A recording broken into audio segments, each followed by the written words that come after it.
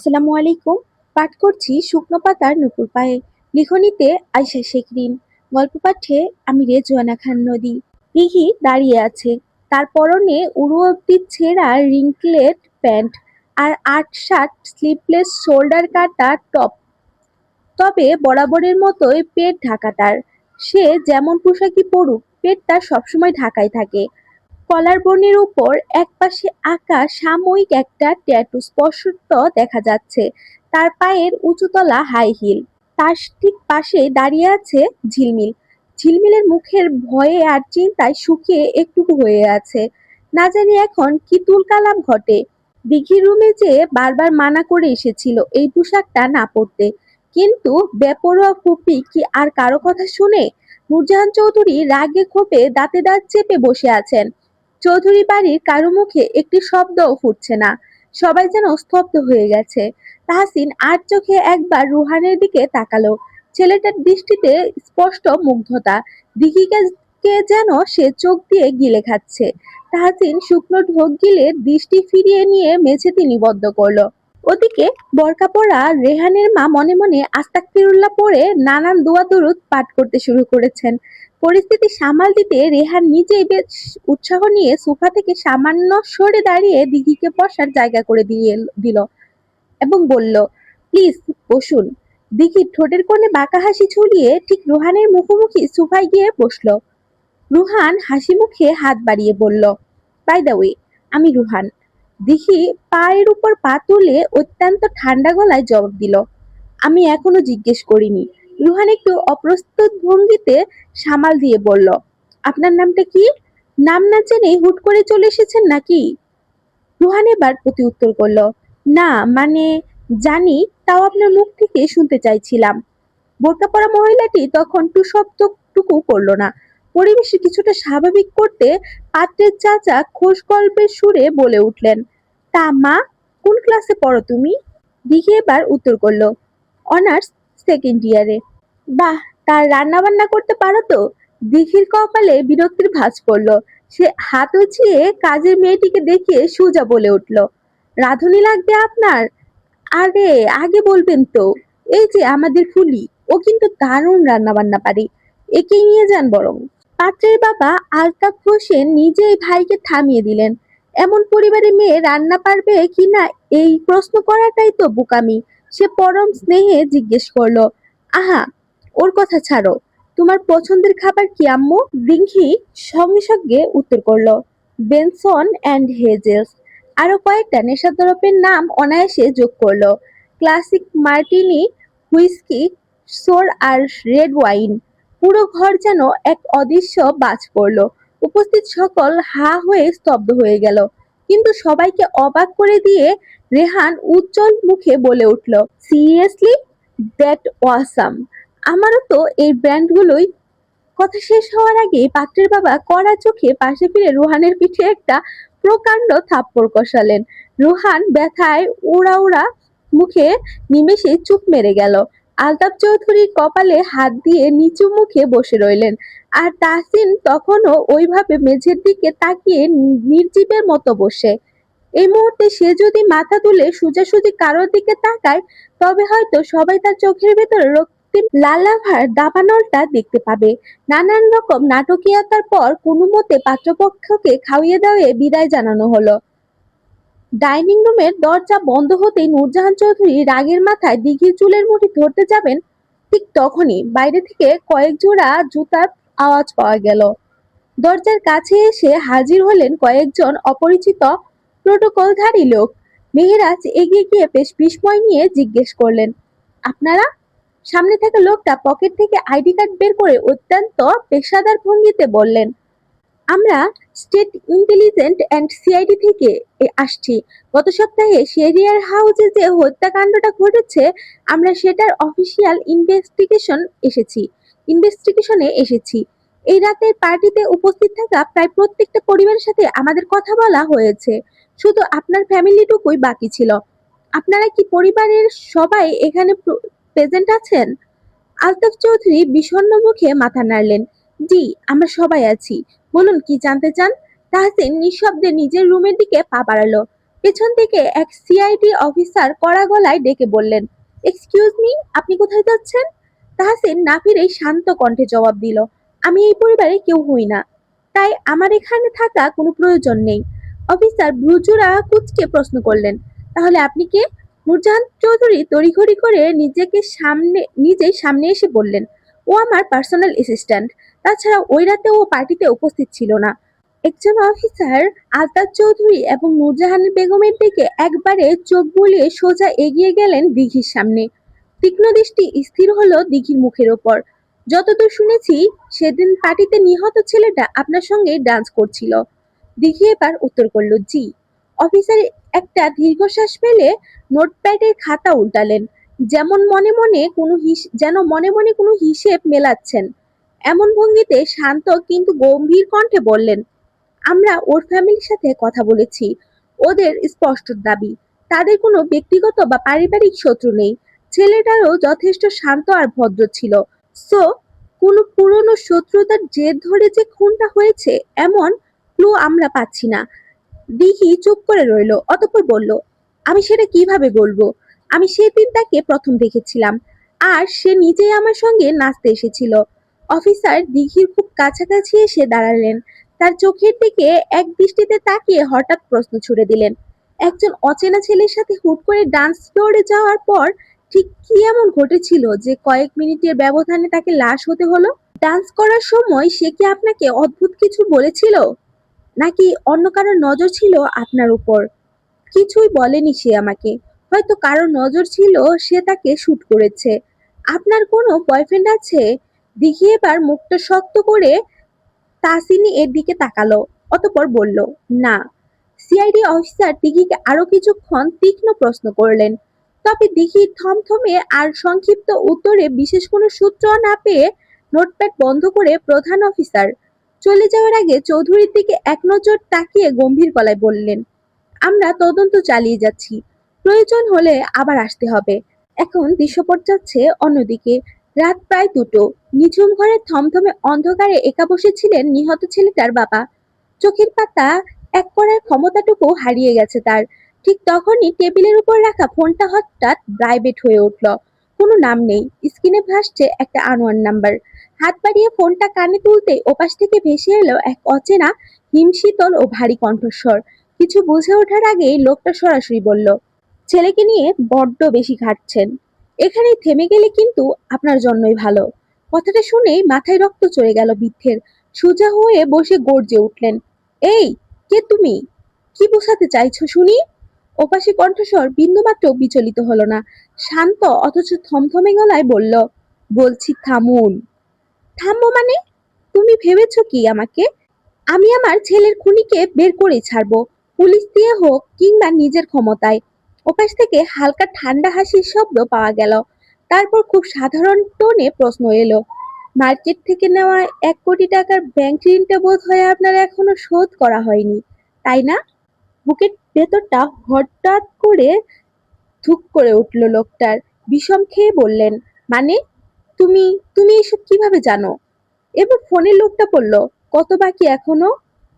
লোকটা ঢোক গিলে থমথমে গলায় জবাব দিল, 90 লাখ। বেশি অঙ্ক নয়।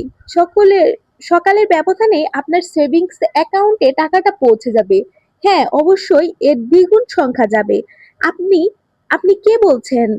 ওপাশের লোকটা কোন উত্তর না দিয়ে বলল, বাকি জীবনটা সুদে আসলে শান্তিতে বাঁচতে চান, নাকি ছেলের খুনির পিছে ছুটে পুরো পরিবার রাস্তায় বসতে চান? Choice is your. কথাটা শেষ হতেই ফোনটা কেটে গেল। স্তব্ধ হয়ে বসে রইলেন তিনি। সত্যিই তো, লড়াই করে আর কি পাবেন তিনি? ছেলে তো আর ফিরবে না, কিন্তু এই 90 লাখ টাকার ব্যাংক লোন আর দেনার বোঝা পুরো পরিবারকে দুকে দুকে শেষ করে দেবে। লোকটার চোখের সামনে ভেসে উঠল স্ত্রীর ফ্যাকাশে মুখ আর নিজের অনিশ্চিত ভবিষ্যৎ। ক্ষণিকক্ষণ নিথর হয়ে ভাবলেন। দীর্ঘ একটা নিঃশ্বাস ফেলে কাঁপতে থাকা আঙুলের ফোনের ডায়াল প্যাডটা খুললেন। কলটা সোজা গেল সিআইডি অফিসারের ব্যক্তিগত নাম্বারে। ওপাশ থেকে রিসিভ হতেই থমথমে গলায় বললেন, হ্যালো অফিসার, আমি আমি আর এই কেসটা চালাতে চাই না। আপনারা কেসটা ক্লোজ করে দিন প্লিজ। এখন দৃশ্যপট যাচ্ছে ঝিলমিলের দিকে। আজ আর ঝিলমিলকে কেউ আটকে রাখতে পারলো না। সকাল সকাল ঘুম থেকে উঠে কলেজের উদ্দেশ্যে বেরিয়ে পড়েছে সে। ক্লাসরুমে ঢুকে আগের মতোই একদম পেছনের বেঞ্চে ইরামের পাশে গিয়ে বসলো। সামনের দিকে রতু, শুভ আর মেধা গল্প করছে। অন্যদিন হলে ঝিলমিল এর কথায় চটপটে ওদের কান ঝালাপালা হয়ে যেত, কিন্তু আজ যেন একদম নিশ্চুপ, থমকানো থমকানো মেজাজে আছে ঝিলমিল। কলেজে এসেও যেন ভুল করেছে সে, কিছুতেই তার মন টিকছে না। সেদিন যে মাতাল অবস্থায় গেল, তারপর লোকটা তো আর দেখা মিলেনি, একটা দিনও না। রোদ্দুর এগিয়ে এসে বলল, তোকে তো টেক্সট দিলে পাওয়াই যায় না, ইদানিং কলেজে ঠিক মতো আসিস না, কিছু হয়েছে নাকি? রোদ্দুর বেঞ্চের সামনে এসে প্রশ্নটা করলো ঝিলমিলকে। মেয়েটার এক ধ্যানে জানালার ওপাশে শূন্যে চোখ দিয়ে আছে। রোদ্দুর এবার বলে উঠল, এই কি রে? কাঁধে মৃদু একটা ঝাঁকুনি পড়তে ঝিলমিলের ঘর থেকে চমকে উঠল। হ্যাঁ, কিছু বললি? রোদ্দুর কিছুক্ষণ নিষ্পলক তাকিয়ে রইল। মেয়েটার সেই হাসি মুখের চঞ্চল মুখশ্রী আজ যেন অমাবস্যার ছায়া। দুশ্চিন্তা আর অস্পষ্ট ক্লান্তি ঘিরে রেখেছে ওকে। রাতে ঠিকমতো ঘুম আসেনি। প্রশ্ন শুনে ঝিলমিল সামান্য অবাক হয়ে শুধালো, তুই কি করে বুঝলি? স্লান হাসি ফুটলো রোদ্দুরের ঠোঁটের কোণে। নিয়মিত ঘুমাবি আর খাওয়া দাওয়া সময় মতো করবি। ঝিলমিল নিঃশব্দে মাথা নাড়ল। রোদ্দুর আর কথা না বাড়িয়ে নিজের সিটে গিয়ে বসলো। ঝিলমিল ক্লান্ত শরীরটা একটু এলিয়ে দিয়ে ইরানের কাঁধে মাথা রেখেই ইরান নিচু গলায় ফিসফিস করে বলল, ছেলেটা মনে হয় তোকে পছন্দ পছন্দ করে। ঝিলমিল এবার বলল, করতেই পারে। ঝিলমিলের কণ্ঠে চরম উদাসীনতা। তোর উচিত ওর থেকে একটু দূরত্ব বজায় রাখা। ঝিলমিল এবার প্রতি উত্তর করলো, ও তো আমাকে সরাসরি কিছু বলেনি, বললে না হয় এড়িয়ে চলতাম বা বুঝিয়ে বলতাম। ও যেমন নিজেকে অনুভূতি চেপে রেখেছে, আমিও না জানার ভান করেই থাকি। ইরান একটু অবাক হয়ে তাকালো। বাহ, এত বুদ্ধি কবে থেকে হলো তোর? আমি বুঝি কখনো নির্বোধ ছিলাম। 4 বছর বেশি সময় ধরে চিনি তোকে। সত্যি বলতে তোকে কখনো এতটা নীরব দেখিনি। ইরান বলে উঠল। হঠাৎ করে বুকের ভেতরটা যেন কেমন মোচড় দিয়ে উঠলো ঝিলমিলের। হুট করে কাছের কাউকে মনে পড়লে বুকের গহীনে যেমন অজানা হাহাকার আর তীব্র দহন শুরু হয়, ঠিক তেমনই একটা অনুভূতি ঝিলমিলের পুরো মস্তিষ্ক গ্রাস করলো। অথচ যার কথা মনে পড়ছে তাকে কাছের মানুষ হিসেবে কখনো দেখেইনি ঝিলমিল। মনের অস্থিরতা ঢাকার তাগিদে এক লহমায় সোজা হয়ে বসে প্রসঙ্গ বদলে বলল, ক্লাস শুরু হচ্ছে না কেন এখনো? ইয়াম এবার বলে উঠল, হবে। এই স্যার সবসময় একটু দেরি করেই আসেন। ফাইজান স্যার তো এখন আর আসে না। ঝিলমিলের মনটা আরো এক ধাপ ভারী হয়ে গেল। বিষাদগ্রস্ত মুখে সে ব্যাগের উপর মাথা গুজে এলিয়ে পড়ল। কিছুক্ষণ পরে ক্লাসে স্যারের আগমন ঘটল। সঙ্গে সঙ্গে পুরো ক্লাসের ছাত্রছাত্রীরা একযোগে উঠে দাঁড়িয়ে সম্ভাষণ জানালো। কেবল ঝিলমিলি এক বিন্দু নড়তে ইচ্ছে করলো না। পেছনের সিটে বসার সুবাদে প্রায় সময়ই স্যার এলে সে পুরোপুরি দাঁড়ায় না, দাঁড়ালেও ঢিলেঢালা ভাবে কোনো মতে উঠে আবার বসে পড়ে। কিন্তু আজ সে নড়ল না। হঠাৎই পুরো নিস্তব্ধতায় নেমে এলো ক্লাসরুম জুড়ে। কারোর মুখে কোনো টু শব্দ নেই, বাক্য বেরোচ্ছে না কারো মুখ থেকে। এমন অস্বাভাবিক নীরবতার উপরও মাথা তুলল না ঝিলমিল। ইরাম নিজের একটি আঙ্গুল দিয়ে ক্রমাগত ওকে খোঁচা দিচ্ছে, নিঃসন্দেহে ইঙ্গিত দিচ্ছে উঠে দাঁড়াতে। পাশ থেকে মৃদু ফিসফিসানি খসখস শব্দ ভেসে আসছে, সেটাও নিশ্চয়ই ওকে সতর্ক করার জন্য। কিন্তু ঝিলমিল নড়ল না। এক পর্যায়ে ইরামের খোঁচা দেওয়া বন্ধ হয়ে গেল, অথচ ক্লাসের নীরবতা একটু ভাঙল না।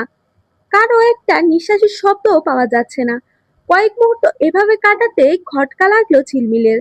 অলস ভঙ্গিতে ব্যাগের উপর থেকে মুখ তুলে চারপাশে তাকালো।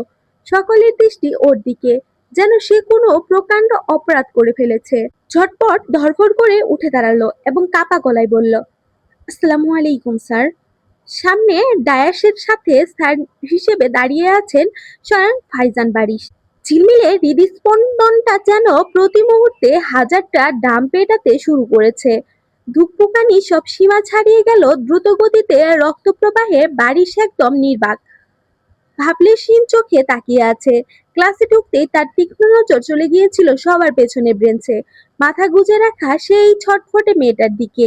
বাকি সবাই সসম্মানে উঠে দাঁড়িয়ে অভ্যর্থনা জানানো বারিশের শীতল দৃষ্টি দৃষ্টি আটকে ছিল কেবল ওই অবাধ্য কিশোরীর উপর।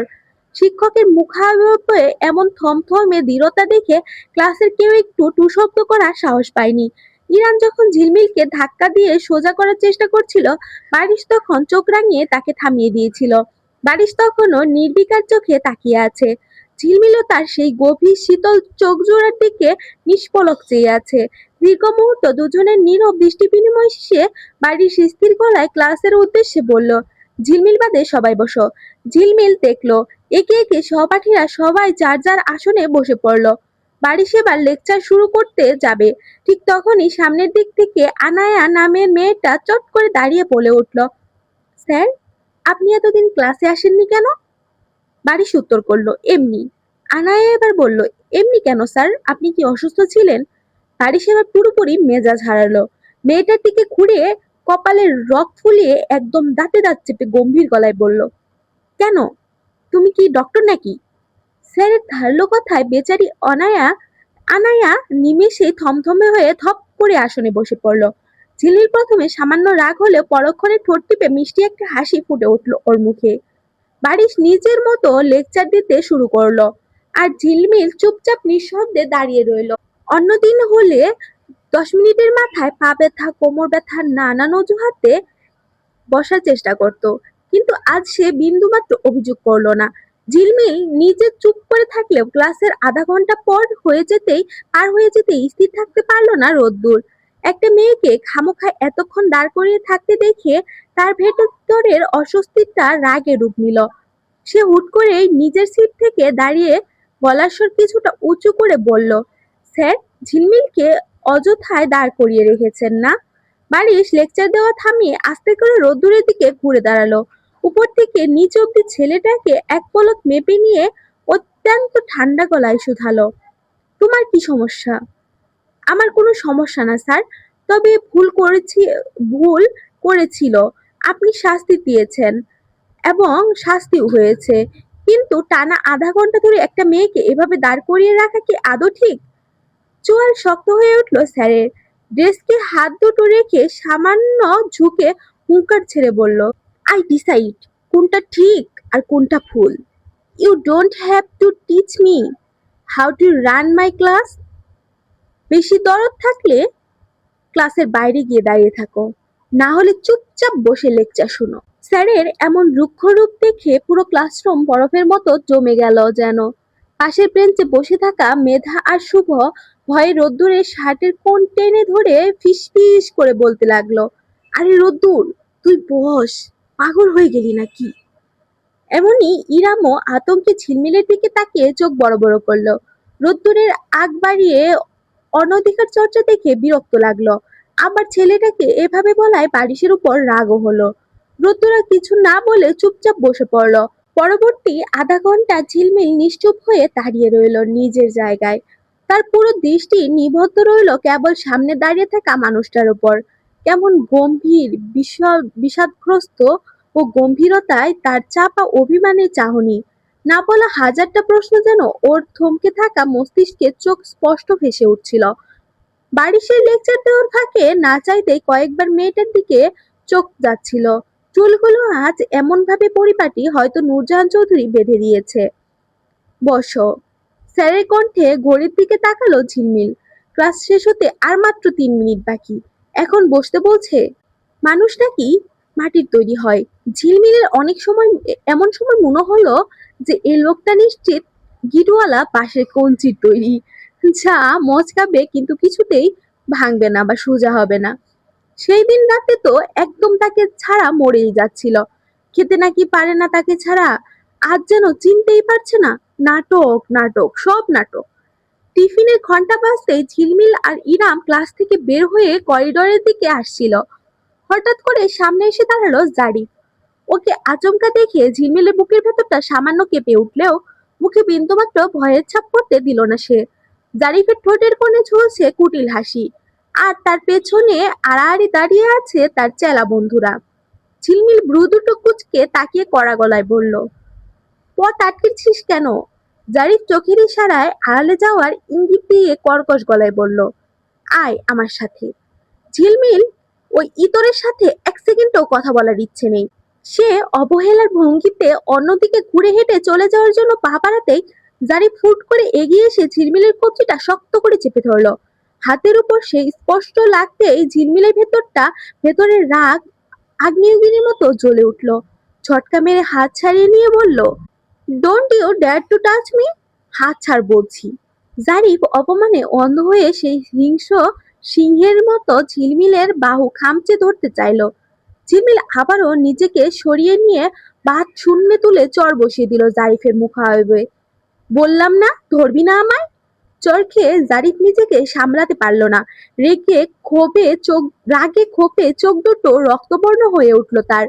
কোনো তোয়াক্কা না করে একদম ঝিলমিলের হাতটা মোচড়ে ধরে টেনে হিঁচড়ে নিয়ে যেতে লাগলো কলেজের খোলা মাঠের দিকে। ঝিলমিল চিৎকার করে নিজেকে ছাড়ানোর জন্য আপ্রাণ টানাটানি করতে লাগলো। পাশ থেকে ইরাম ছুটে এসে ঝিলমিলকে ছাড়ানোর জন্য চেষ্টা করে চিৎকার করে উঠল, জারিফ তুই পাগল হয়ে গেলি নাকি, হাত ছাড় ওর। কিন্তু জারিফ তখন রাগে অন্ধ। মাঠে পৌঁছে সে বিকট গলায় চেঁচিয়ে কলেজের আশেপাশে সবাইকে ডাকতে শুরু করলো, সবাই শোনো, এদিকে আসো, দেখে যাও এই ধোয়া তুলসী পাতার আসল চেহারাটা। জারিফের চিল্লাচিল্লিতে মুহূর্তের মধ্যে মাঠের চারপাশে ছাত্রছাত্রীরা বিশাল জটলা পেকে গেল তাদের চারপাশে। ঝিলমিল তখন হাত ছাড়ানোর ব্যর্থ চেষ্টা চালিয়ে যাচ্ছে, আর জারিফ সবাইকে উদ্দেশ্য করে বিষাক্ত বাঁকা হেসে উচ্চস্বরে বলতে লাগলো, এই চরিত্রহীনটা, এই চরিত্রহীন মেয়েটা আমার সাথে এতদিন প্রেম করার নাটক করে সুযোগ বুঝে আমার আপন চাচাকে ফাঁদে ফেলে বিয়ে করেছে। ঘরের ভেতরে নিজের চরিত্র বিক্রি করে দিয়েছে।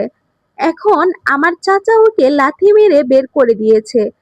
ভাবতে পারো নিজের স্বার্থের জন্য এরা কতদূর নামতে পারে। জারিফের কথাগুলো যেন বিষাক্ত তীরের মতো এসে বিঁধল ঝিলমিলের বুকে। টিফিনের সময় থাকায় কলেজের অর্ধেক স্টুডেন্ট এখন এখানে। ঝিলমিলের ক্লাসে প্রায় সবাই আছে। চারপাশে থমকে থাকা অজস্র চোখ এখন তার দিকে তাকিয়ে আছে।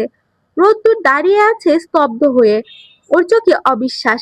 বাকিদের চোখ পড়ল। ভিড় থেকে একজন বলে উঠল, কিন্তু তোর চাচা তো। জারিফ তাকে থামিয়ে দিয়ে বলল, হ্যাঁ, এই প্রতিষ্ঠানের শিক্ষক প্রফেসর ফাইজান বারিশ। ঝিলমিলের পায়ের তলা থেকে মাটি পুরোপুরি সরে গেল। জারিফ আরো যোগ করলো, চাচা দেশে আসার আগে আমার সাথে ওর সব ঠিকঠাক ছিল, কিন্তু আমার চাচাকে দেখে ওর মাথা ঘুরে যায়, ঝুলে পড়ে চাচার গলায়। আমার সঙ্গে প্রতারণা করে বিয়ে করে আমার চাচাকে। তোমরা জাস্ট ভাবো কতটা নির্লজ্জ হলে নিজের প্রাক্তনের বাড়িতে থাকছে আর আপন চাচাকে বিয়ে করে। ঝিলমিলের সহ্যের সীমা এবার পার হয়ে গেল।